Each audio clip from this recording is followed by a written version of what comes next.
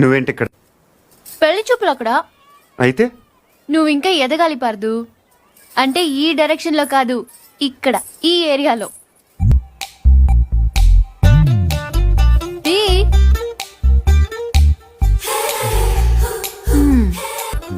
ఇప్పుడు నువ్వు ఒక అంబాసిడర్ కార్ కొనడానికి వెళ్ళావు. పక్కనే ఒక బెంచ్ ఉంది. నువ్వేం కొంటావు?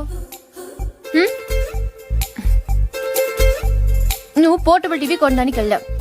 ఆ పక్కన ఒక పెద్ద ప్లాస్మా ప్లాస్మా టీవీ ఉంది.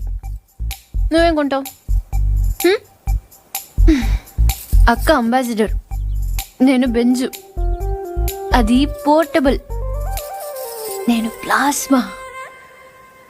అది లైఫ్ బాయ్. నేను లక్స్. అందుకే